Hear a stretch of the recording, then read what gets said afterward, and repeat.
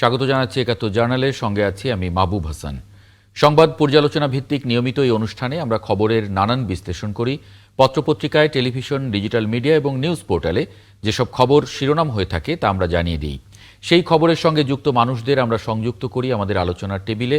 আমাদের স্টুডিও এবং অনলাইনে সংযুক্ত থাকা অতিথিরা সেসব খবরের গভীরে ঢোকেন। আজ আমার সঙ্গে আছেন প্রধান উপদেষ্টার উপপ্রেস সচিব জনাব আবুল কালাম আজাদ মজুমদার। আপনাকে স্বাগত জানাচ্ছি ৭১ জার্নালে। ধন্যবাদ। দর্শক, বিভিন্ন সময় খবর পর্যালোচনায় আরও অতিথি পর্যায়ক্রমে আমাদের সঙ্গে যুক্ত হবেন, তখন তাদেরকে পরিচয় করিয়ে দেব। চলুন শুরুতেই কয়েকটি অনলাইন নিউজ পোর্টালের খবরের শিরোনাম দেখে নেই। শুরুতেই প্রথম আলো। ওসমান হাদিকে গুলি, প্রধান সন্দেহভাজন ফয়সালের স্ত্রী শ্যালক সহ ৩ জনকে আটক।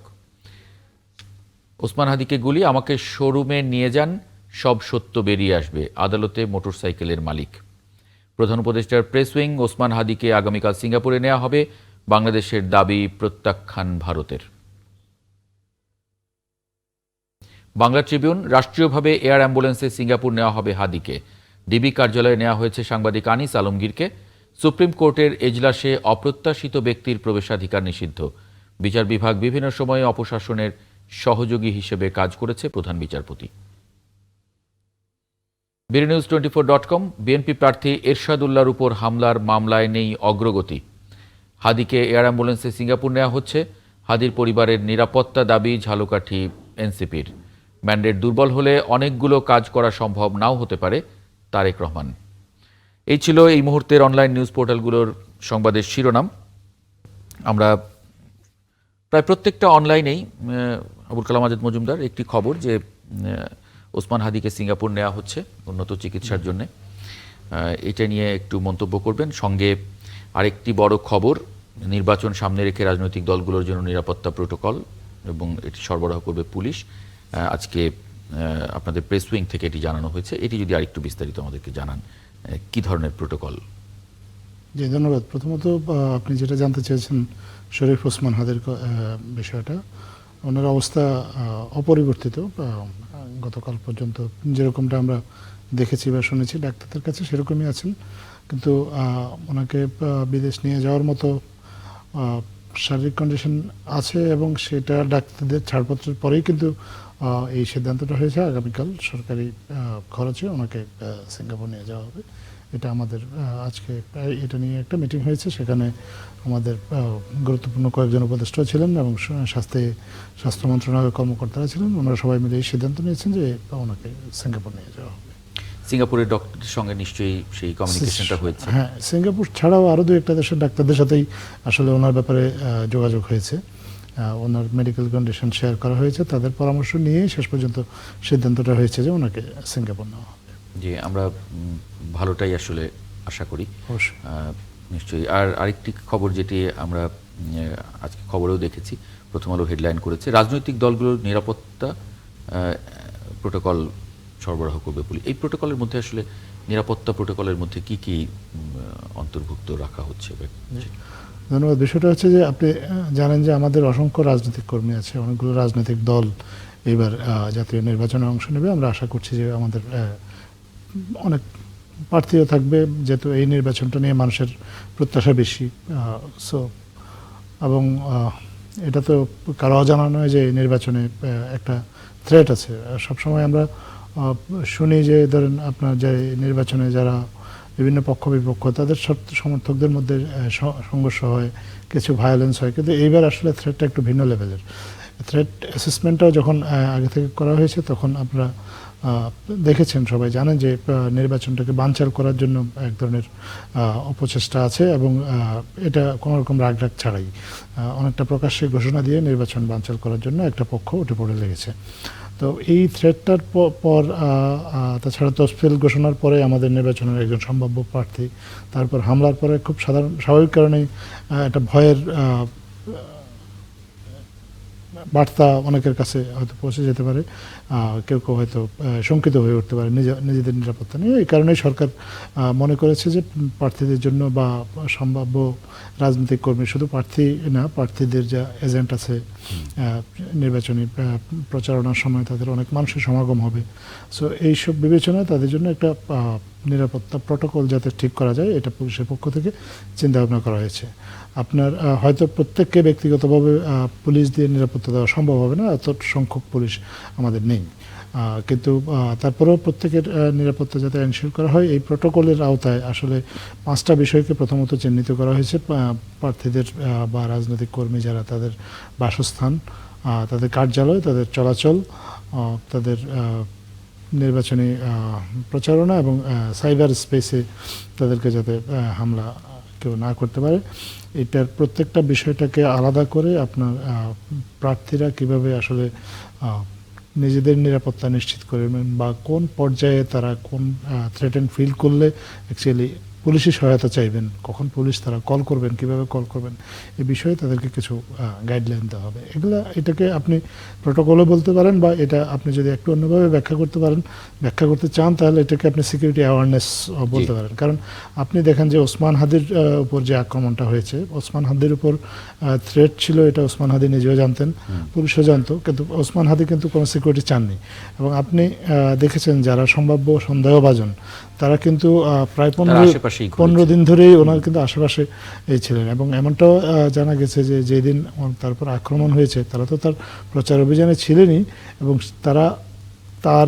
তাকে সেদিন সকালে কিন্তু মেসেজ দিয়েছেন যে আপনার সাথে আজকে দেখা করব। তো এইরকম যখন হয়, তখন তো একজন প্রার্থী তাকে সন্দেহ সংশয় নাও করতে পারে, কারণ তা মনে হয় যে আপনজন, সমর্থক, পরিচিত। সো কোন পর্যায়ে গেলে সন্দেহটা উদ্রেক হওয়া উচিত, আমাদের সিকিউরিটি অ্যাওয়ারনেসটা আসলে সবার একরকম না। সো এইটা যাতে বাড়ে অ্যাওয়ারনেসটা, এবং এই বিষয়ে যাতে দ্রুত আইনি সহায়তা বা পুলিশি সহায়তা চাইতে পারেন, সেজন্য একটা স্ট্যান্ডার্ড একটা প্রোটোকল ঠিক করে আইনশৃঙ্খলা রক্ষাকারী বাহিনীর সেটা রাজনৈতিক দলগুলোর কাছে সরবরাহ করবে। ব্যক্তিগতভাবে হয়তো এটা সরবরাহ করা সম্ভব না, রাজনৈতিক দলগুলো তাদের দলীয় সমর্থক কর্মী তাদের কাছে এটা প্রোভাইড করবে। জি, আমরা একটু অতিথিদের যুক্ত করে নিই। নাজমুল হাসান, সাংগঠনিক সম্পাদক, স্বেচ্ছাসেবক দল কেন্দ্রীয় কমিটি, একই সঙ্গে শহীদুদ্দিন মাহমুদ স্বপন, সাধারণ সম্পাদক, জাতীয় সমাজতান্ত্রিক দল জেএসটি, অধ্যক্ষ মৌলানা শেখ ফজলে বাড়ি মাসুদ, যুগ্ম মহাসচিব, ইসলামী আন্দোলন বাংলাদেশ, এবং অ্যাডভোকেট হুমায়রা নূর, যুগ্ম সদস্য সচিব, এনসিপি। আপনাদের সবারই একটু মন্তব্য নেব, কারণ আমরা এখন এমন একটা পর্যায়ে আছি যেখানে আসলে সবার মধ্যেই এক ধরনের শঙ্কা।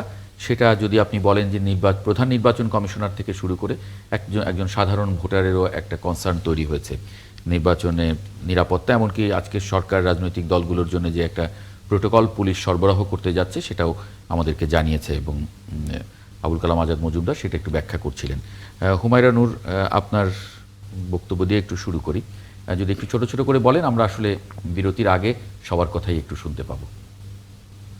দেখেন, আমরা তো এই নতুন বাংলাদেশে অভ্যুত্থানের পর আমরা যেই বাংলাদেশ এক্সপেক্ট করেছিলাম, যেই বাংলাদেশের কল্পনা করেছিলাম, যেই বাংলাদেশে মানুষ এই স্বৈরতান্ত্রিক সরকারের পতনের পর স্বস্তিতে নিঃশ্বাস ফেলবে না, আমাদের সেই ভীতিটা হয়তো আর থাকবে না যে আমরা রাজনৈতিক ভিন্নমত হওয়ার কারণে গুম হব, মিথ্যা মামলার শিকার হব, খুন হয়ে যাব। এই আশঙ্কাটা তো আমাদের থাকার কথা ছিল না, না?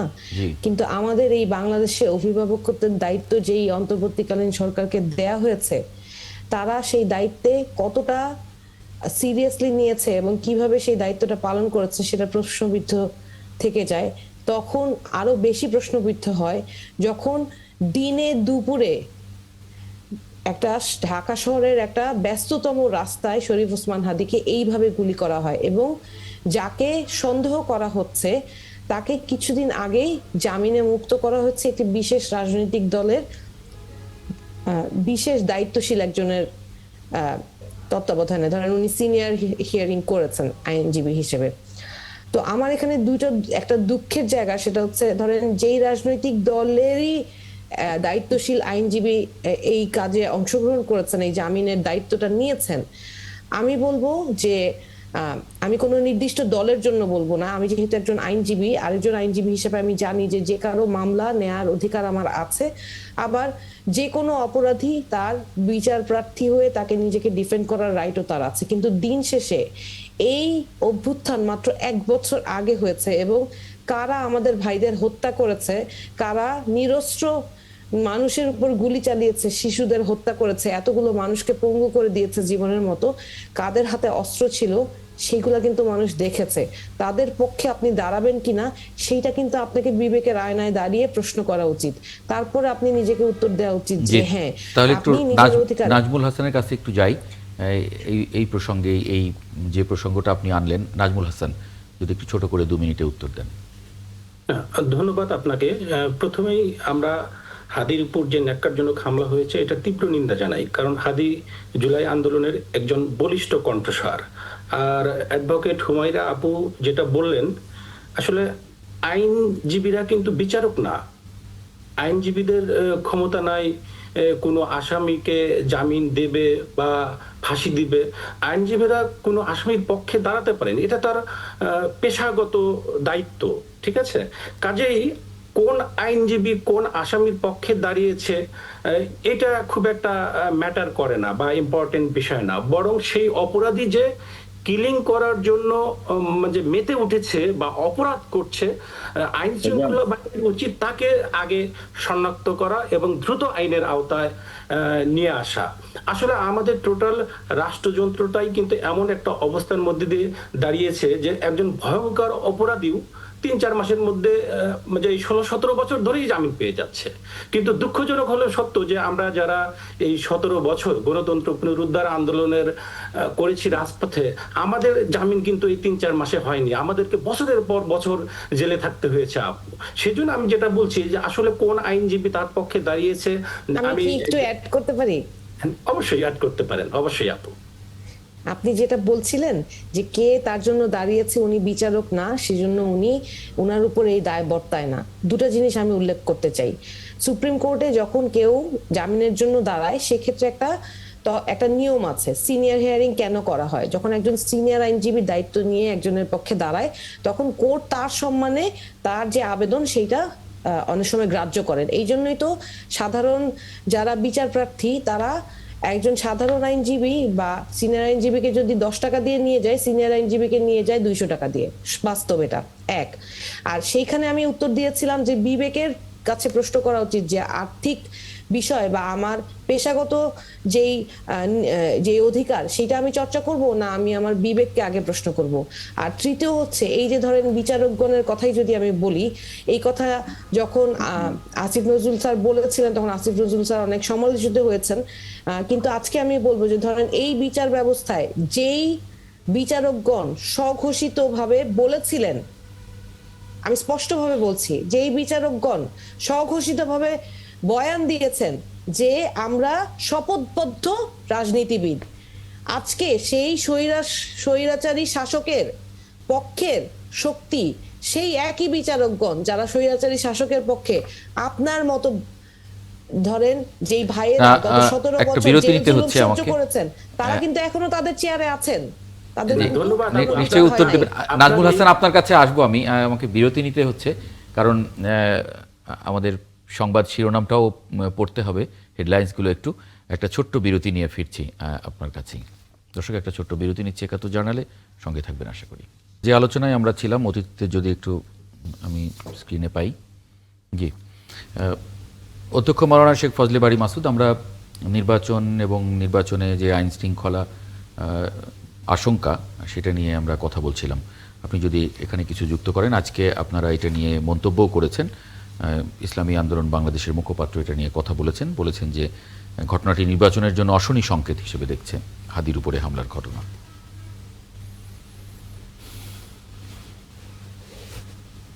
শেখ ফজলে বারী মাসুদ। জি, অসংখ্য ধন্যবাদ আপনাকে এবং সকলকে ধন্যবাদ জানাচ্ছি ইসলামী আন্দোলন বাংলাদেশের পক্ষ থেকে।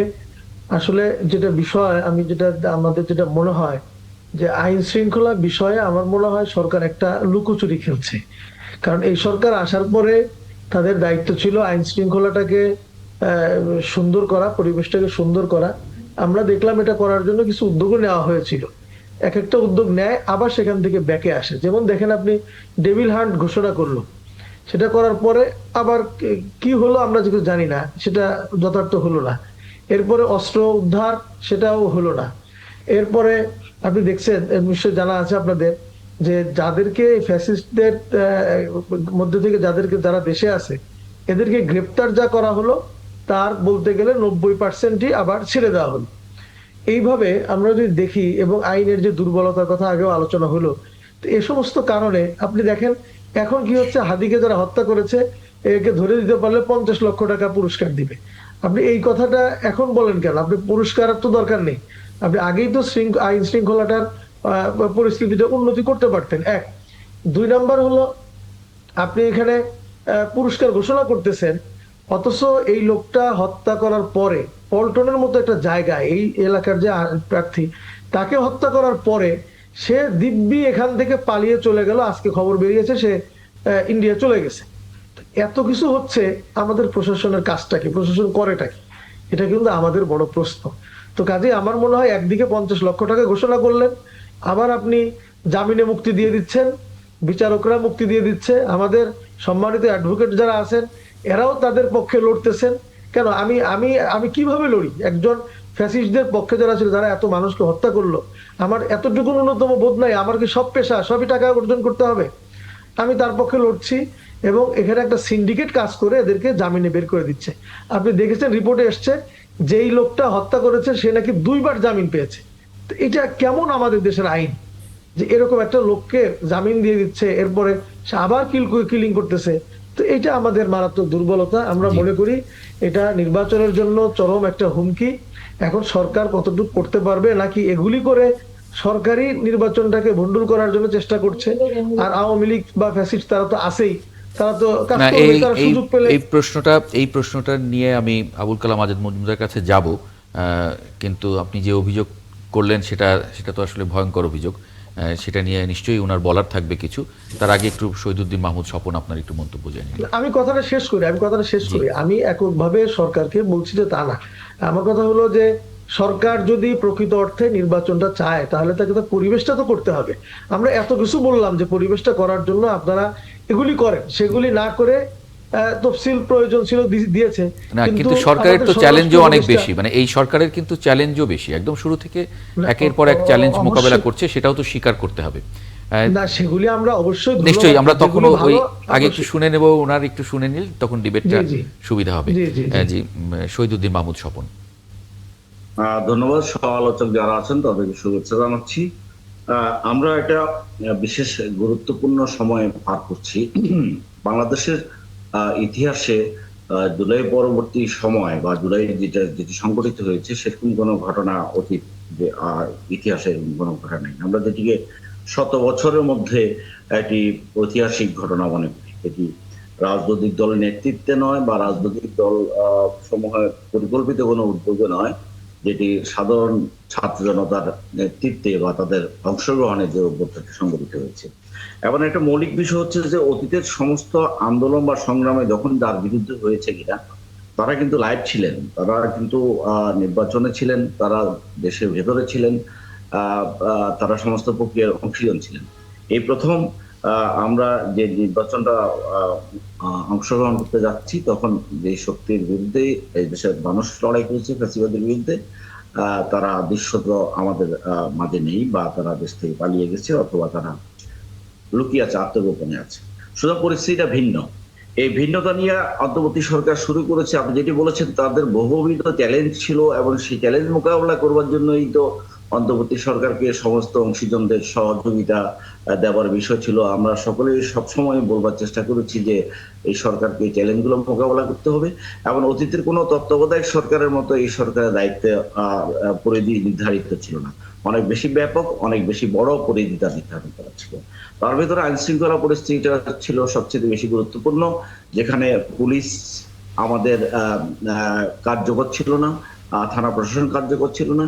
সেই জায়গায় সরকার চেষ্টা করেছে, করে নাই তা নয়, কিন্তু পুলিশকে যে জায়গায় আইন শৃঙ্খলা বাহিনীকে যে মোটিভেশনটা দেওয়ার কথা, বা তাদেরকে তার যে ট্রমাটাইজ অবস্থা থেকে ফিরিয়ে এনে একটা কার্যকর জায়গায় পৌঁছানোর দরকার, সেই জায়গাটা দক্ষতার সাথে করতে পেরেছে বলে আমরা মনে করি।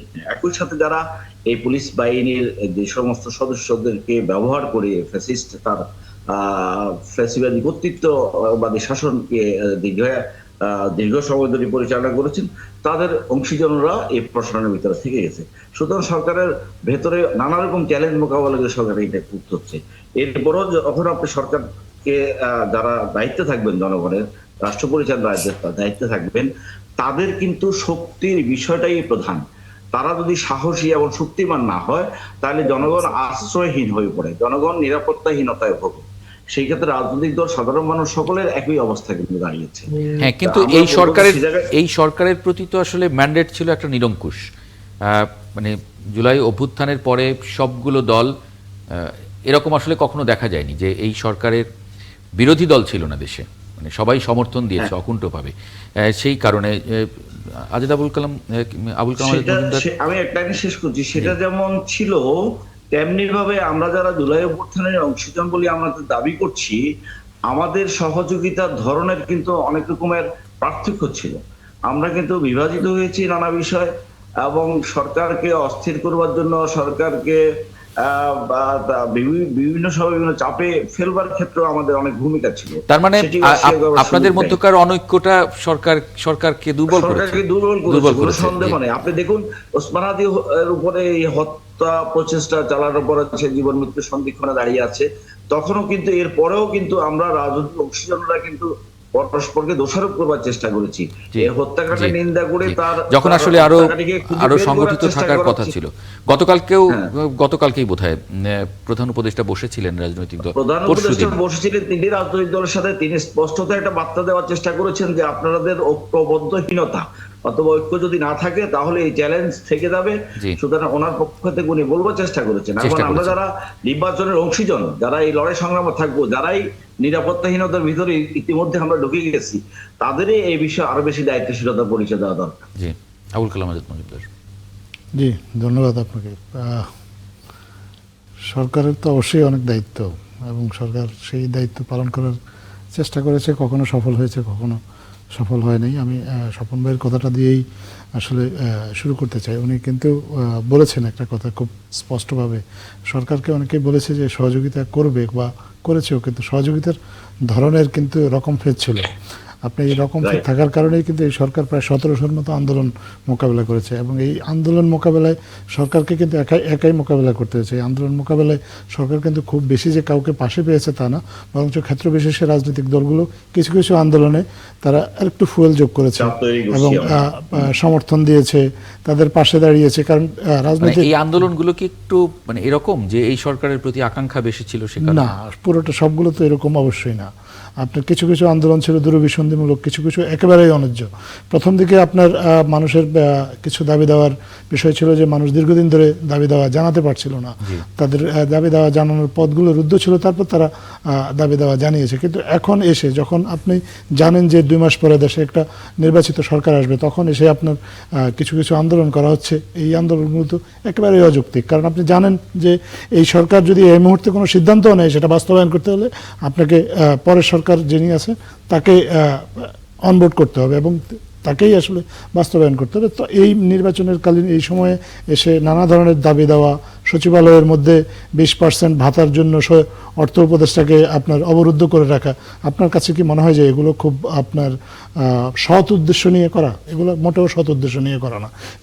এই ধরনের দাবি দেওয়াগুলো করা হয়েছে আসলে সরকারকে বিব্রত করা, সরকারকে বেকায়দায় ফেলা এবং ক্ষেত্র বিশেষে দেশটাকে অস্থিতিশীল করে তোলার একটা উদ্দেশ্য নিয়ে। তো এই যে আন্দোলনগুলো সরকার মোকাবেলা করেছে, এই আন্দোলনগুলো মোকাবেলা করতে গিয়ে আপনি দেখেন যে শিক্ষাঙ্গনে আপনার 600-র বেশি আন্দোলন হয়েছে শিক্ষাঙ্গনেই বাংলাদেশে। এই শিক্ষাঙ্গনে কি সরকারের তো কোনো রাজনৈতিক দল নেই, শিক্ষাঙ্গনে রাজনৈতিক দলগুলোর আপনার তাদের রাজনৈতিক কর্মী আছে, তাদের রাজনৈতিক অবস্থান আছে। তারা এই শিক্ষাঙ্গনের আন্দোলনগুলো আসলে মোকাবেলা করার জন্য কতটুকু ভূমিকা রেখেছে সেটা আসলে আমরা দেশের মানুষই বিচার করবে। আজকে এখানে এখন একটা নতুন অভিযোগ শুনলাম যে সরকারি নির্বাচন বানচাল করার জন্য এটা করছে কেন। এটা খুবই হাস্যকর একটা অভিযোগ, যদিও আমি জানি না যিনি অভিযোগ করেছেন তিনি এটা সপক্ষে কোনো যুক্তি উপস্থাপন করতে পারবেন কিনা। আমার ধারণা উনি একটা আশঙ্কা থেকে বলছেন। না, উনি আশঙ্কা না, উনি একটা অভিযোগ করেছেন। আশঙ্কা আর অভিযোগ দুটো পুরোপুরি ভিন্ন ধরনের শব্দ। আমি কিন্তু আশঙ্কা থেকেই করেছি। না, আশঙ্কাটা কেন? আপনার আশঙ্কার পিছনে তো একটা গ্রাউন্ড থাকতে হবে। আপনার গ্রাউন্ড ছাড়া তো আপনি আশঙ্কা করতে পারবেন না। আপনাকে আমি কাইন্ডলি ওনাকে রিকোয়েস্ট করবো, ওনাকে সময় দেন কেন উনি এই আশঙ্কাটা করছেন যে সরকারি নির্বাচন বানচাল করতে চাচ্ছেন, উনি যেন উনি একটু ইলাবোরেটলি এটা বলতে পারেন। ফজলে বাড়ি মাসুদ ভাই। আমি এটা আশঙ্কা করেছি। আমি একটা যে কেবল আশঙ্কা, নির্বাচন বানচালের জন্য প্রথমত তো ফ্যাসিস্টরা চেষ্টা করবেই, সাথে সাথে আমাদের আশঙ্কা এ কারণে যে আমরা কেন এই নির্বাচনের পরিবেশটা তৈরি করলাম না এতদিনে, এখনো আইন শৃঙ্খলাটাকে আমরা সেই পর্যায়ে নিতে পারলাম না। আপনি দেখেন, আমি নিজেও একজন প্রার্থী, বিশ্বাস করেন এটা প্রত্যেকটা প্রার্থী যখন আমরা গণসংযোগে যাই তখন কিন্তু আমার ডানে বামে কে থাকে আমার দেখার সুযোগ থাকে না। জি। আপনি যদি প্রত্যেকের এই অস্ত্রটা যেটা লুট হয়েছে, এই লুটটা যে কেন আপনি উদ্ধার করলেন না সিরিয়াসলি, এটা যদি উদ্ধার করতে পারতেন, এবং যদি আপনার এই যে দেখেন ঢাকায় আপনি হয়ে গেল, খুন হইলো হাদি ভাই, মানে মানে ইনজুরি হইলো, এরপরে এই লোকটা কিভাবে ঢাকার থেকে, ঢাকা মেট্রোপলিটন পুলিশ আছে এখান থেকে কিভাবে ঢাকার বাইরে যায়, সাথে সাথেই তো ঢাকাকে ক্লস করা দরকার ছিল, চেকিং এর মধ্যে নেওয়া দরকার ছিল। কিভাবে সে রাত্রে টিকিট করে আমরা দেখলাম সে চলে যাচ্ছে ট্রেনে করে, এগুলি কি আমরা আমরা বর্ডার ক্রস করলো কিভাবে, যে খবরটা আমরা পেয়েছি যে বর্ডার পর্যন্ত বর্ডার ক্রস করলো কিভাবে? তাহলে না, ওই যে এগুলো human- তার সরকার- বাইকটা নাকি আচ্ছা, আমার মনে হয় ডিএসএস এর আমার মনে হয় সামনে প্রশ্নটা পার্ক ছিল করা হয়েছে। সরকার কিভাবে নির্বাচন সরকার বানচাল যদি- করতে চায়। আপনি শোনেন, সরকারের ব্যর্থতা আছে, আইন ব্যর্থতা শৃঙ্খলা- নিয়ে আলোচনা করেন। এই জন্য বলছি, শোনেন, পরিবেশ যদি আপনি সুশৃঙ্খল না করতে পারেন, আইন শৃঙ্খলা, তাহলে তো প্রার্থীরা ভোটারদের কাছেই যেতে পারবে না। সেটা তাহলে সরকারের ভোট হবে ব্যর্থতা কিভাবে হতে বলেন? পারে, কিন্তু সরকার, আমি আপনাকে সুনির্দিষ্টভাবে প্রশ্নটা করছি যে আপনি সুনির্দিষ্ট একটা অভিযোগ করেছেন একটা আশঙ্কা থেকে, সরকার নির্বাচন বানচাল করতে চায়। আপনাকে একটু কাইন্ডলি এটা ব্যাখ্যা দেওয়ার জন্য আমি বলছি আমি তো কেন সেটাই সরকার ব্যাখ্যা কিভাবে? দিলাম যে আপনি যদি এটার আইন কোনো শৃঙ্খলা- এটার কোনো আসলে আইন অ্যাকচুয়ালি শৃঙ্খলা- ব্যাখ্যা নাই। না, আইন শৃঙ্খলাকে যদি আপনি যথার্থ না করেন, আপনি খেলতে বলে তোমরা সবাই খেলার মাঠে চলে যাও, কিন্তু খেলার মাঠের কোনো পরিবেশ আপনি তৈরি করলেন না, তাহলে এই পরিবেশটা করার দায়িত্ব সরকারের নাই? অবশ্যই দায়িত্ব সরকার আছে, কিছুই করলো না। অবশ্যই সেটা কি সরকারের করে দায়িত্ব আসলে আছে, এই সরকারের বিষয়ে ব্যর্থতাও আমি আছে। একটু এটির সাথে add করতে চাই। সরকারের মানে দুর্বিসন্ধি আছে বা সরকার নির্বাচন পিছিয়ে দিতে চায়, বিষয়টা বোধহয় মিলিয়ে দেখা ঠিক হবে না। কারণ সরকারের বক্তব্য যেটুকু দেওয়া হয়েছে, বলা হয়েছে, তাতে করে সরকারের দৃঢ়তা দেখা গিয়েছে যে এই নির্বাচনটা হয়ে যাওয়া দরকার, দেশের মানুষও তাই মনে করে। সরকারের কোনো আমরা আচ্ছা ভাই, তারপরে- ব্যাপারটা আমি একটু যদি আমার অবস্থানটা ক্লিয়ার করি, সেটা হচ্ছে ধরেন সরকার যখন যেটা কমিটমেন্ট করেছে যে ফেব্রুয়ারিতে নির্বাচন হবে, এবং তফসিল ঘোষণার আগ দিন পর্যন্ত সবার মধ্যে এই আশঙ্কা ছিল যে আদৌ নির্বাচন হবে কিনা, তফসিল ঘোষণা হবে কিনা, সেই কমিটমেন্টটা কিন্তু উনারা ওনাদের জায়গায় দেখিয়ে দিয়েছে। কিন্তু উনারা কেন ফেল করেছে সেই জায়গাটা আলোচনাটা আসলে করতে চাই। আজাদ ভাইকে আমি খুবই সম্মান করি, তারপরও আমি দুঃখের সাথে বলতে চাই, ধরেন নির্বাচন কমিশন এবং পুলিশ প্রশাসনের যে সংস্কার, এই যে আমরা সংস্কার শব্দটা বললেই কিছু কিছু মানুষের একদম গায়ে আগুন ধরে যায়, এরকম একটা অবস্থা। কিন্তু এতগুলো সংস্কার প্রস্তাবের মধ্যে এই দুইটা সংস্কার খুবই গুরুত্বপূর্ণ ছিল। যারা নির্বাচন করে এত আন্দোলন করলো, তারা কিন্তু নির্বাচনটা সুষ্ঠু হওয়ার জন্য, লেভেল প্লেইং ফিল্ড এনশিওর হওয়ার জন্য যেই দুইটা প্রাতিষ্ঠানিক কাঠামোর সংস্কার সবচেয়ে বেশি জরুরি ছিল, সেই কাঠামোর কোনো পরিবর্তনের আলোচনাটা আর আগায় নাই। এবং এই কারণে এখন প্রার্থীরা তাদের জীবনের হুমকি, তাদের আসলে নির্বাচনী মাঠে তারা কতটুকু দাঁড়াতে পারছে, কি অসুস্থ হুমায়রা আপু, প্রতিযোগিতা, আমি আপনাকে এইটা ছোট্ট প্রশ্ন করতে চাই। এইটা আপনি হ্যাঁ যে হ্যাঁ করেন, আমি জাস্ট একটু প্রশাসন বলে এবং- নিই। ধরেন শোনেন, প্রশাসন এবং নির্বাচন বিচার কমিশনের ব্যবস্থা সংস্কারের কথা বলতেছেন, সংস্কারটা করবে কিভাবে এত দ্রুত? আপনি কি না, না। মঙ্গল গ্রহ থেকে না পুলিশ নাজমুল ভাই, এসে দেশ সংস্কারের চালাবে? একটা আপনি আপনি আপনি এই আপনি interim শুনতে হবে, government যে ভঙ্গুর সংস্কারের অবস্থা যে থেকে যে প্রস্তাবটা, দেশটা এভাবে সেই চালাইতেছে, প্রস্তাবের তার যে জন্য আপনি আলোচনা, ধন্যবাদ দেন তাদেরকে। একটু অবশ্যই আমি ধন্যবাদ দিয়েছি, তাই না? ওনারা কমিটমেন্ট রেখেছে বলে ওনাদেরকে ধন্যবাদ দিয়েছি। কিন্তু এই যে সংস্কারের প্রস্তাবনাটা তো আর ইন্টারিম গভর্নমেন্ট নিজে নিজে আলোচনা করে এটাকে একটা ডিসিশনের পার্ট করবে না, তাই না? এটা আমাদের দায়িত্ব ছিল, রাজনৈতিক দলগুলোর দায়িত্ব ছিল যে আমরা এই কথাগুলো তুলে আনবো।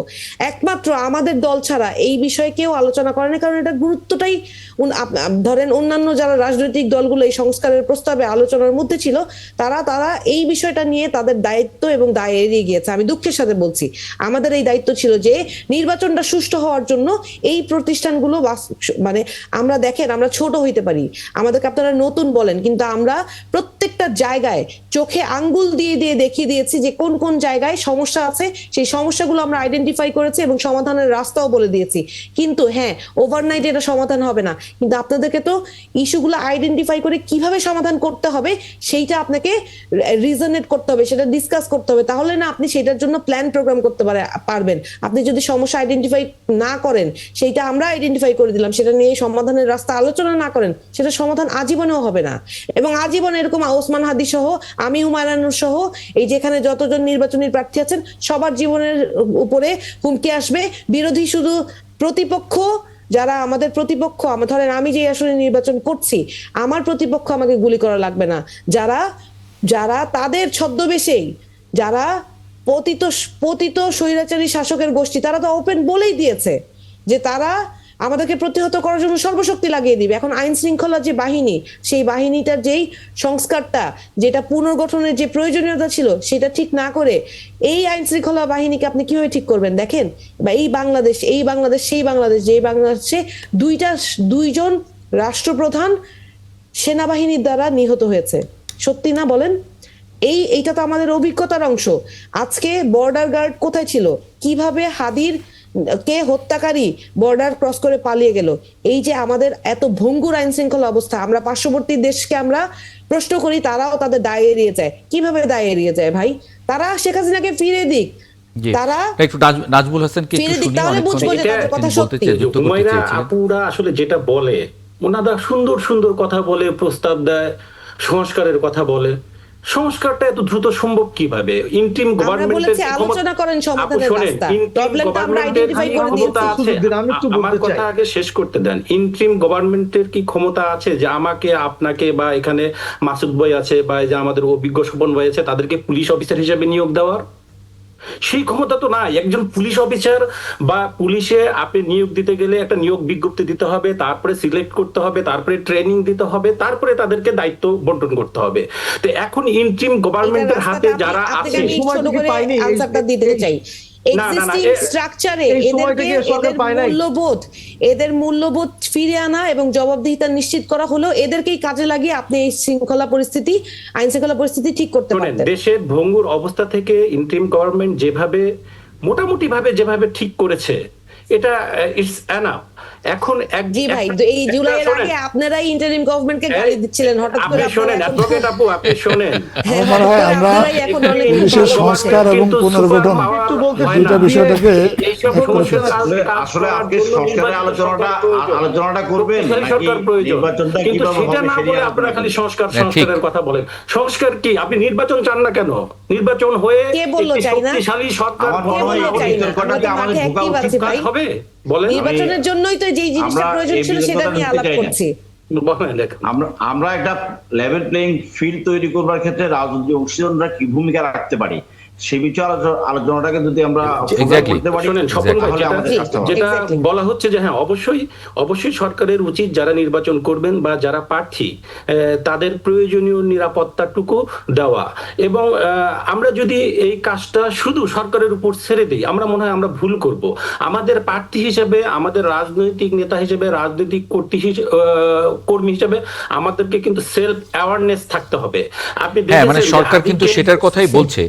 আজকে প্রেস উইং থেকে একটু এরকমটাই একটা জিনিস আমি আর আমি কয়েক একটু- সেকেন্ড, আপনি দেখেছেন যে ভাই যেটা বলছেন যে আমাদের হাদিকে যারা self গুলি awareness- করেছে তারা 10 দিন আগে থেকে হাদির সাথে মিশেছে এবং হাদির অফিসে মিটিং এ তারা উপস্থিত হয়েছে। এই ক্ষেত্রে যদি হাদি বা হাদির দলের যারা সিনিয়র আছে তারা যদি একটু সচেতন হতো, তাদেরকে প্রশ্ন করতো, তাদের পরিচয় জানতো, তাহলে হয়তো বা এটা হতো না।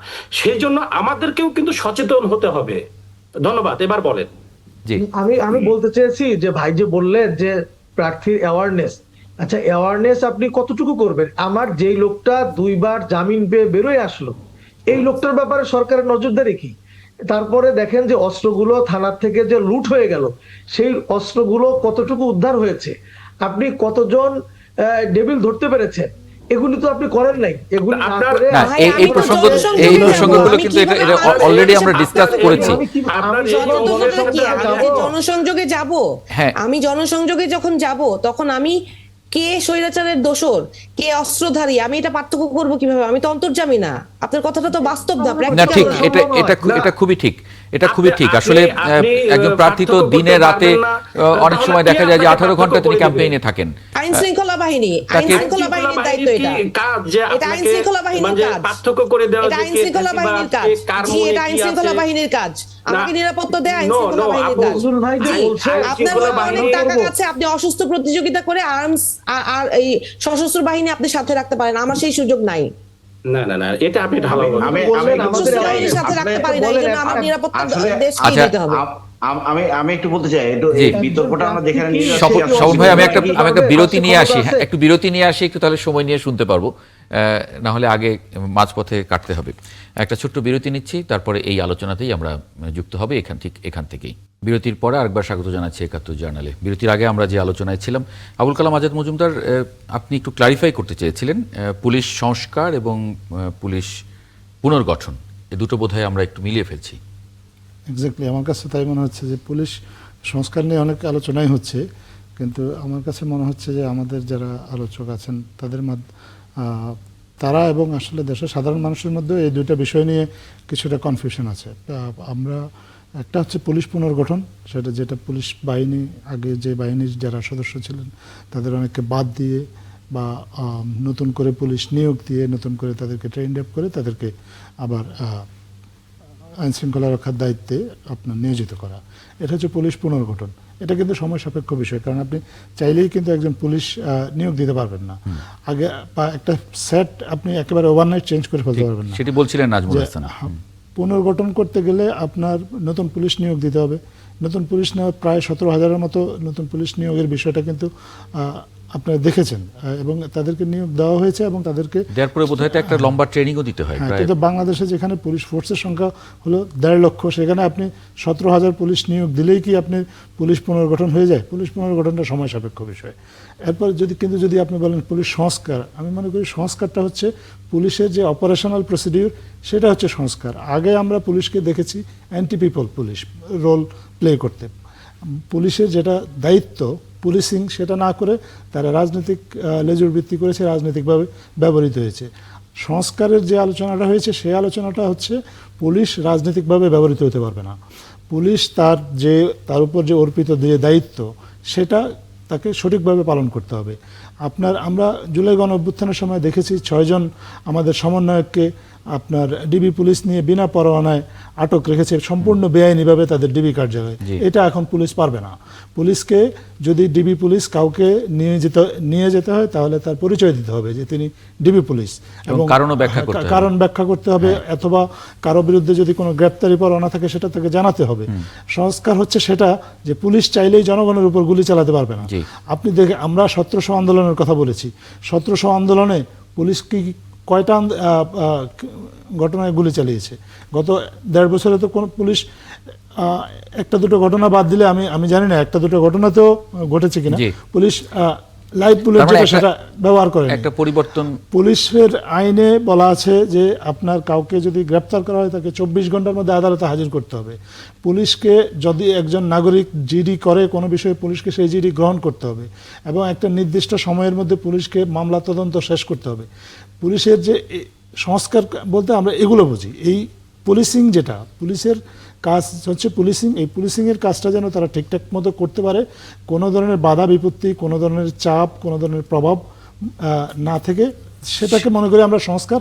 আমি মনে করি যে সেই ক্ষেত্রে যথেষ্ট অগ্রগতি হয়েছে, আরো অনেক অগ্রগতির সুযোগ আছে। আর পুনর্গঠন যেটা বলেছেন সেটা সময় সাপেক্ষ বিষয়।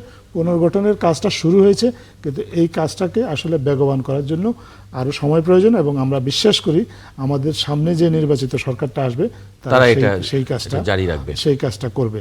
আর আরেকটা বিষয়, আমার ভাই ইসলামী আন্দোলনের ভাই উনি বলেছেন যে সরকার নির্বাচন বানচাল করতে চায়। আমার মনে হয় ওনার একটু বোঝার ভুল আছে। সরকারের ব্যর্থতা থাকতে পারে, হ্যাঁ, মানে উনি ওটাকে ওই আশঙ্কা থেকে সরকার সফল নয় সেই অভিযোগ আপনি করতেই পারেন। সরকার সেই অভিযোগ থেকে উনি একটা ধারণাগত একটা কথা বলেছেন, সফলতা ব্যর্থতা আপেক্ষিক, কিন্তু সরকার সফল হতে চায় না, এই অভিযোগটা অত্যন্ত মারাত্মক। আমি মনে করি যে এই ধরনের অভিযোগ না, বাড়ি ভাই সেটা ক্লারিফাই করেছেন যে উনি আসলে ওই যে সেন্সে, মানে আপনি হয়তো ভাবছেন সেই সেন্সে উনি বলেননি। শহীদুদ্দিন মাহমুদ স্বপন, আপনি একটু যুক্ত করতে চেয়েছিলেন যদি একটু 2 মিনিটে। হ্যাঁ, যুক্ত করতে চেয়েছিলাম যে যেটি একটু আলোচনা হলো সেটি হচ্ছে যে আমাদের পরিস্থিতিটা কেমন সেটি নিয়ে তো কথা হচ্ছে। এই মুহূর্তে যদি বলি, পুলিশ হচ্ছে আমাদের সমাজের সবচেয়ে নিরীহ জায়গায় এখন দাঁড়িয়ে আছে।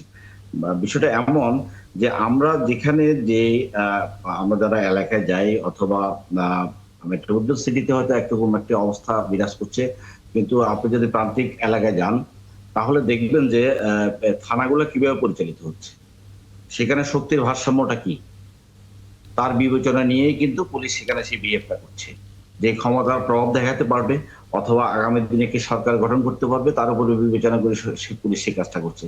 এই কাজটা করবার ক্ষেত্রে পুলিশ মনে করছে যে অতীতে তারা ব্যবহৃত হওয়ার ক্ষেত্রে হয়ে যে অবস্থা দাঁড়িয়েছে এসে আগামীতে আবার আরেকটা সমস্যা পড়ে তারা নতুন ভাবে কোনো ঝামেলা তারা পড়তে যায় না, যার কারণে তার আইন শৃঙ্খলা নিয়ন্ত্রণ করবার ক্ষেত্রে তার যে প্রায়োগিক দিকটা আছে সেটিও তারা সবসময় এটি করেন না। মানে সব সময় সেটি হচ্ছে না।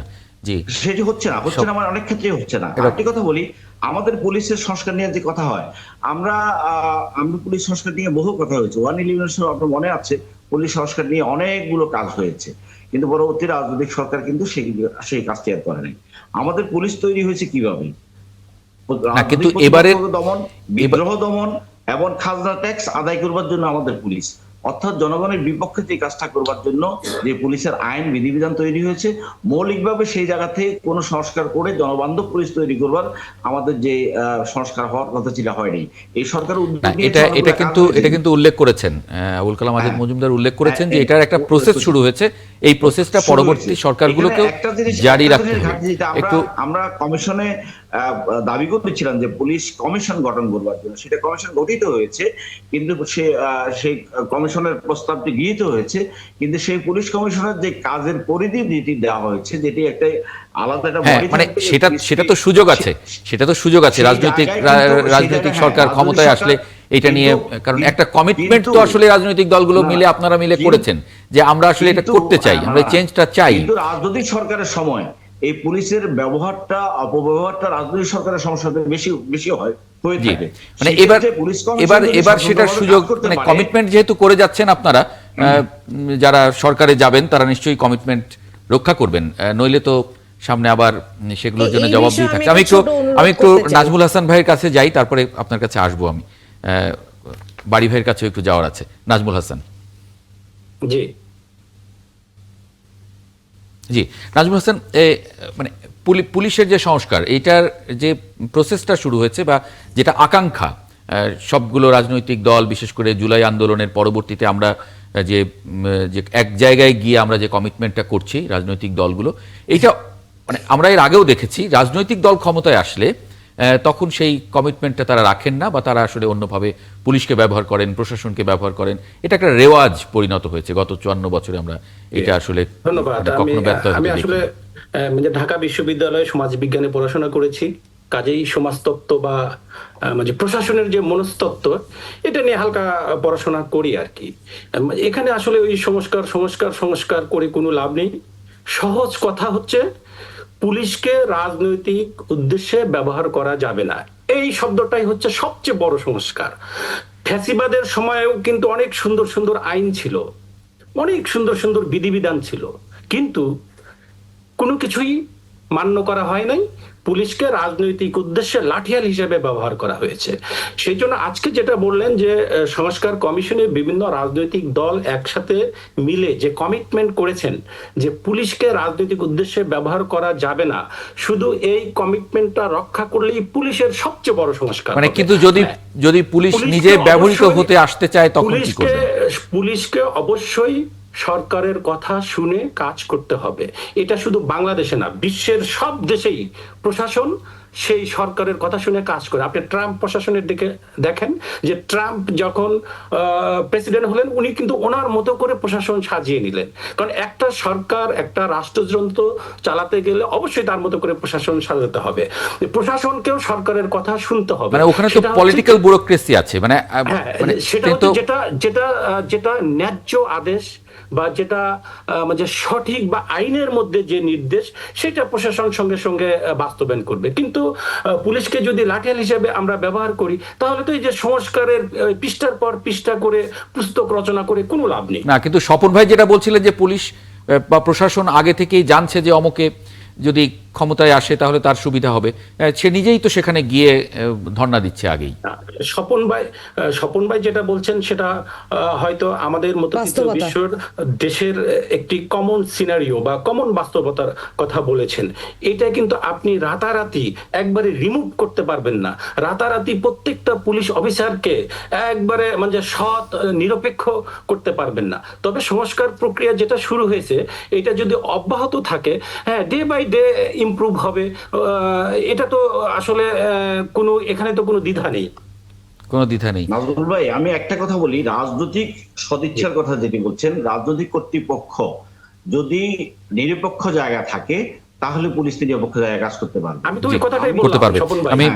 আমি কি অ্যাডভোকেট হুমায়রা নূরকে একটু সময় দেব, অনেকক্ষণ অপেক্ষায় রেখেছি। আর আমি আপনাদেরকে একটা বাস্তবতা আমার এক্সপিরিয়েন্স থেকে বলি, সেটা হচ্ছে আমি যখন মাঠে গেলাম, আমি তফসিল ঘোষণা হওয়ার পর, তখন আমি আইন শৃঙ্খলা বাহিনীর যে প্রধান আমার এলাকায়, ওনাকে ফোন করেছি। উনি আমাকে বলেছে রবিবার ওয়ার্কিং আওয়ারে ওনার সাথে দেখা করতে, উনি শুক্রবার দেখা করবেন না। এই বিষয়ে আমি নির্বাচন কমিশনের কাছে খোঁজ নিলাম। আমি জানতে পারলাম যে 7 দিনের 7 দিনই আমরা যদি প্রয়োজনে ওনাদের কাছে আইনি নিরাপত্তা চাই, ওনারা বা ওনাদেরকে দেখা করতে চাই, সেটা ওনারা দেখা করতে বাধ্য। সুতরাং আজকে যদি আমি যেই ক্ষমতার কাছাকাছি দলের হতাম, তাহলে কিন্তু উনি আমাকে ফিরিয়ে দিতেন না, উনি আমার সাথে দেখা করতেন। হ্যাঁ, আমরা এই বাস্তবতাটা নিয়ে, এই বাস্তবতা নিয়েই আমরা আগাচ্ছি এবং এখন পর্যন্ত মাঠে আছি।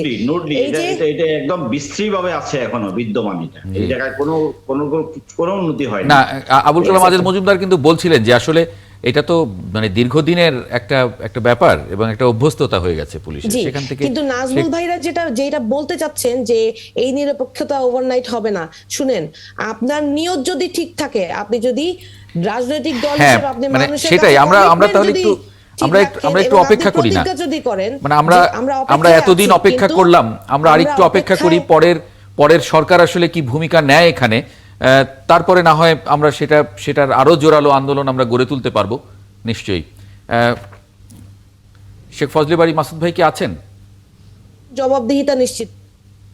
জি, একটু যদি যুক্ত করেন। আমি যেটা বলতে চেয়েছিলাম আগের বার, আসলে সেটা হলো যে নির্বাচন তো বাংলাদেশে হবে, আজ হোক কাল হোক। এখন সেটা তফসিল হয়েছে, আমরাও প্রত্যাশা করি যথাসময়ে হবে। সরকারের সদিচ্ছা আছে এবং বারবার কমিটমেন্ট করছে, আমরা সাথে আশা রাখতে চাই, এতে কোনো দ্বিমত নেই। কিন্তু মর্নিং শোজ দ্য ডে। তা আমরা সেই হিসাবে আমরা দেখলাম যে এখনই যে আইন শৃঙ্খলার যে অবস্থা, এরপরে এটা হলো একটা আসন, 300 আসনে সমভাবে যখন আমাদের কার্যক্রম শুরু হবে, আর ভারতে বসে যেভাবে একটার পর একটা কিলিং মিশনের অর্ডার করছে, সেই জায়গাটাতে আমাদের সরকার কতটুক করতে পারবে, এটা হলো আমাদের একটা বড় একটা প্রশ্নের জায়গা। না, সেখানেই সেই জন্য সরকারকে সহযোগিতা করতে হবে, অনেক বেশি স্ট্রেনথেন করতে হবে এবং রাজনৈতিক দলগুলোর মধ্যে আসলে যোগাযোগটা বাড়িয়ে আপনাদের মধ্যে নিজেদের মধ্যে আরো বেশি একতা আনলে আমার মনে হয় যে, দেখুন, আমরা যতই পারস্পরিক সম্পর্ক বিল্ড আপ করি, কিন্তু আমাদের কাছে কিন্তু সব ক্ষমতা নেই। আমরা চাইলে অস্ত্র উদ্ধার করতে পারবো না, আমরা চাইলে আসামিদেরকে নিশ্চয়ই, কিন্তু মাসুদ ভাই যখন এরকম আপনার সকল প্রার্থী, একটা আসনের সব প্রার্থী যখন একসঙ্গে বসবেন, খাবেন, চলবেন, আলাদা আলাদা যখন ক্যাম্পেইনে চলে যাবেন, তারপরে দেখা হলে সালাম দেবেন, একজন আরেকজনের সঙ্গে যখন ভালোভাবে মিলে চলবেন, সেই সময়ে যারা কেউ বাইরে থেকে এসে যদি কারোর বিরুদ্ধে কোনো কিছু করার চেষ্টা করে, অন্য প্রার্থীরা তখন সেটি প্রোটেক্ট করবেন, সেই এলাকার বাইরে যেতে পারবে না। এটা যখন কোনো অপরাধী জানবে যে আমি আসলে ওই এলাকার বাইরে যেতে পারবো না অপরাধটা করে, তখনই আপনি যেটি বলেছেন খুবই রাইটলি, যে কেন ঢাকা থেকে বেরিয়ে যেতে পারলো, যদি ঢাকার মধ্যে রাখা যেত এবং সে ভাবতো যে আমি আসলে নিরাপদে বেরিয়ে যেতে পারবো না। এখানে কিন্তু একটা জিনিস সংযুক্ত করি, ছোট্ট একটা জিনিস। যখন জুলাই যোদ্ধা হাদির উপর গুলি করা হলো, আমাদের নেতা মির্জা আব্বাস সাহেব কিন্তু মেডিকেলে গিয়েছিলেন।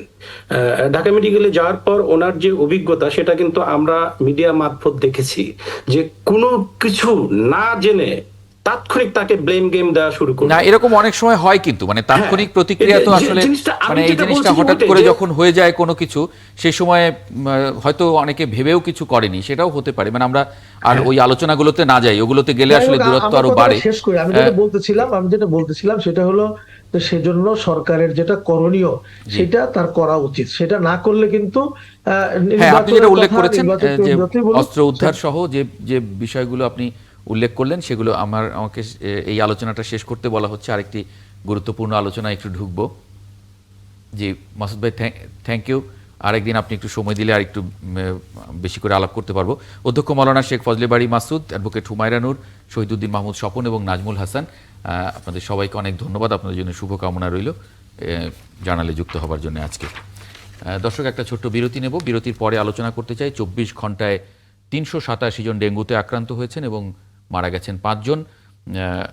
এই সময়ে এসেও সারা বছর ধরেই আমরা ডেঙ্গু আক্রান্ত রোগী দেখছি। এটি একটু আলোচনা করতে চাই, একটু সামনে আনতে চাই ঘটনাটা। একটা ছোট্ট বিরতি নিচ্ছি। বিরতির পর আরেকবার স্বাগত জানাচ্ছি 71 জার্নালে। এ পর্যায়ে দেখে নেব আগামীকাল সকালে যে পত্রিকাগুলো আপনার হাতে পৌঁছবে কি শিরোনাম করেছে আজকে। যুগান্তর, 14 মাসে গ্রেপ্তার ফ্যাসিস্টের 56,187 দোষর, 70 ভাগই জামিনে মুক্ত। আমাদের সময়, আয় খেয়ে ফেলছে উচ্চ মূল্যস্ফীতি। বণিক বার্তা, চট্টগ্রাম বন্দরের কন্টেইনার পরিবহনের 96% হয় সড়ক পথে। দৈনিক ইনকিলাব, পরিকল্পনার নেপথ্যে কারা, হুদিকে গুলি করে দিনে দুপুরে ফয়সালের নির্বিঘ্নে প্রস্থান। দৈনিক জনকণ্ঠ, হাদিকে হত্যা চেষ্টাকারী ফয়সাল ও আলমগীর পালিয়ে গেছে। খবরের কাগজ, নির্বাচন নির্বিঘ্ন করতে আইনশৃঙ্খলায় জোর। সংবাদ প্রতিদিন, ওসমান হাদির মস্তিষ্কের ফোলা বেড়েছে, হৃদস্পন্দনও বেশি, মেডিকেল বোর্ড।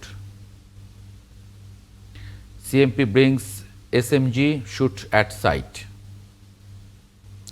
এই ছিল আগামীকাল যে পত্রিকাগুলো আপনাদের হাতে পৌঁছতে যাচ্ছে তার শিরোনাম। আমরা একটু অতিথি যুক্ত করে নেই। ডাক্তার তুষার মাহমুদকে একটু যুক্ত করে নেব, চিকিৎসক ও গবেষক, ঢাকা মেডিকেল কলেজ হাসপাতাল। তুষার ভাই কি যুক্ত হয়েছেন আমাদের সঙ্গে? জি তুষার ভাই, আজকে যে খবরটি নিয়ে আপনাকে আসলে আমন্ত্রণ জানিয়েছি, 5 জন মারা গেছেন একদিনে, 387 জন আক্রান্ত 24 ঘন্টায়, এবং 1,04,77 জন বোধহয় আক্রান্ত হয়েছেন, ভর্তি হয়েছেন হাসপাতালে। মানে আক্রান্ত বলা যাবে না, আক্রান্ত হয়তো আরও বেশি হয়েছেন, কিন্তু হাসপাতালে ভর্তি হয়েছেন এই সংখ্যাটায়। মানে কতটা উদ্বেগজনক দেখছেন? কারণ এখন তো বৃষ্টি নেই, শীতের সময়, তারপরেও এরকম পরিস্থিতি। অনেকেরই আমাদের আসলে একটা ধারণা ছিল যে ডেঙ্গু জ্বরটার প্রভাবটা বাড়ে বর্ষাকালে, এবং আমরা মনে করতাম যে প্রভাবটা বাড়ে, কিন্তু শুধুমাত্র যে ডেঙ্গুটা সিজনাল ফিভার শুধুমাত্র বর্ষাকালেই হয় সেরকম ধারণাটা কিন্তু গত বছর থেকেই চেঞ্জ হচ্ছে। কারণ রিসেন্টলি একটা রিসার্চে কিন্তু দেখা গিয়েছে ঢাকা শহরে, শুধুমাত্র ঢাকা শহরে এডিস মশার বিস্তার প্রায় 3 গুণ বেড়েছে গত 2 বছরের তুলনায়। তার মানে বোঝা যাচ্ছে যে, এবং এই এডিস মশাটা কিন্তু শুধুমাত্র বর্ষাকালেই যে হতো, কারণ কেন হতো? কারণ বর্ষাকালে আমাদের ওই যে অনেক জায়গাতে পানি জমে থাকতো এবং তার বংশ বিস্তারটা খুব দ্রুত ভাবে হতে পারত। এখন যেহেতু মানে মশার ঘনত্বটাই অনেক বেড়ে গিয়েছে, প্রায় 3 গুণ আগের চেয়ে বেড়ে গিয়েছে, যার কারণে কিন্তু এই শীতকালেও, আমাদের দেশে তো শীতকালে একদম শুষ্ক থাকে না, বাইরের দেশে যেরকম শীতকালে বরফ পড়ে, বরফ পড়ার কারণে একদম সিগনিফিকেন্টলি ওয়েদারটা চেঞ্জ হয়ে যায়। আমাদের কিন্তু এখন সারা বছরই খুব বেশি শীতও হয় না, খুব বেশি গরমও পড়ে না, এবং আমাদের দেশের যেহেতু পরিবেশটা খুব নিট অ্যান্ড ক্লিন না, ড্রেনে পানি জমে থাকতেছে, নালা নর্দমাতে পানি জমে থাকতেছে, বাসা বাড়িতেও ইভেন ফুলের টব বা টায়ারে পানি জমে থাকতেছে, এরকম যে জায়গাতেই পানি জমে থাকতেছে মানে বদ্ধ পানি, সে জায়গাতেই কিন্তু মানে মশাটা বংশবৃদ্ধি করতে পারতেছে। তাহলে আমাদের যেইটা মানে কারণ ছিল মশা মানে ডেঙ্গু হওয়ার, সেটা কিন্তু শুধুমাত্র একটা সিজনে আর সীমাবদ্ধ নেই। সেই জন্য এখন শীতকালেও আমরা দেখতে পাচ্ছি, একটু প্রমাণ পাচ্ছি আমরা যে এই বছর শীতের সময়তেও কিন্তু এই যে প্রতিদিন প্রায় 200+, 300, 400-র মতো রোগী নতুন ভর্তি হচ্ছে হাসপাতালে। এই 25 সালে প্রায় 1 লক্ষের বেশি রোগ অলরেডি হসপিটালাইজড হয়েছে। সংখ্যাটা যেটা আপনি সঠিকভাবে বললেন যে সংখ্যাটা আমরা জানি না, কারণ সবার টেস্ট করাও হচ্ছে না, অনেকেই উপসর্গ ভিত্তিক চিকিৎসার মাধ্যমে ভালো হয়ে যাচ্ছে। কিন্তু যে সংখ্যাটা মৃত্যু সংখ্যা হচ্ছে, প্রতিটি মৃত্যুই আমাদের জন্য খুব গুরুত্বপূর্ণ, এবং এই মৃত্যুর সংখ্যাটা কিন্তু যেহেতু কিউমুলেটিভ সংখ্যা, আমরা এই যে এই বছর পেয়েছি প্রায় 400-র মতো মৃত্যু।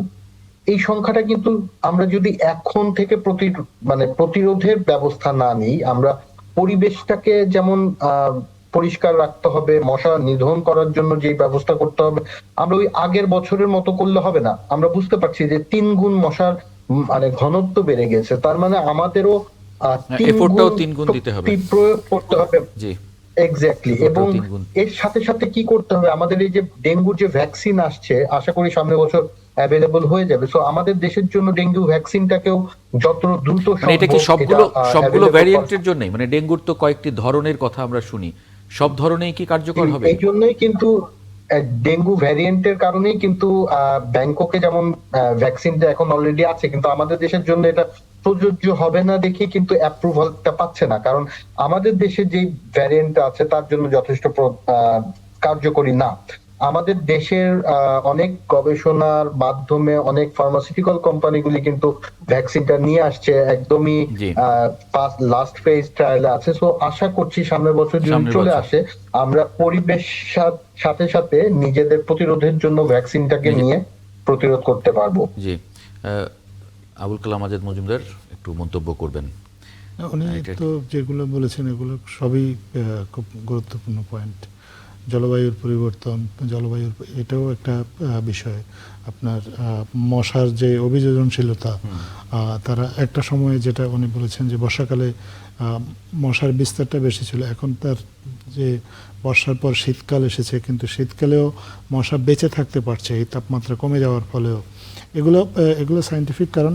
আরেকটা কারণ এটা হচ্ছে যে আপনার ডেঙ্গু বিস্তার কেন হচ্ছে শীতকালে, কেন মারা যাচ্ছে, কিন্তু আমাদের আসলে আমাদের যে জায়গাটাতে ফোকাসটা সবচেয়ে বেশি জরুরি সেটা হচ্ছে প্রিভেনশনটার ক্ষেত্রে আপনার মশার বিস্তারটা প্রতিরোধ করা। এই সমস্যাটা কিছুটা রাজনৈতিকও। আপনি যদি রাজনীতিক এই অর্থে আমি বলি যে ডেঙ্গু মশার বিস্তার এটা এটাকে ঠেকানো, এটা কিন্তু আসলে স্বাস্থ্য মন্ত্রণালয়ের কাজ না বা ডাক্তারদের কাজ না, ওনারা চিকিৎসা দেবেন, এই কাজটা করতে হয় স্থানীয় সরকারকে। কিন্তু আমাদের দেশে এই মুহূর্তে কোনো স্থানীয় সরকার নেই, এবং স্থানীয় সরকারের নির্বাচন করাও সম্ভব হয় নাই। যদি স্থানীয় সরকারটা থাকতো এবং স্থানীয় সরকার নির্বাচন হতো, স্থানীয় সরকারের যদি কোনো জবাবদিহিতাটা এনশিওর করা যেত, তাহলে তারা দায়িত্ব নিয়ে পাবলিক অ্যাওয়ারনেসটাও বাড়াতে পারতো এবং কাজও করতে পারতো। আমাদের ধারণা সেটা সম্ভব হলে অন্তত মৃত্যুটা কিছুটা হলেও কমতো। জি, অনেক ধন্যবাদ আবুল কালাম আজাদ মজুমদার যুক্ত হবার জন্য। একই সঙ্গে ডাক্তার তুষার মাহমুদ, আপনাকেও ধন্যবাদ জানাচ্ছি জার্নাল আজকে যুক্ত হবার জন্য। দর্শক, আপনাদেরকেও ধন্যবাদ। আগামীকাল একই সময়ে ৭১ জার্নাল দেখার আমন্ত্রণ জানিয়ে রাখছি, সঙ্গে পাবো আশা করি।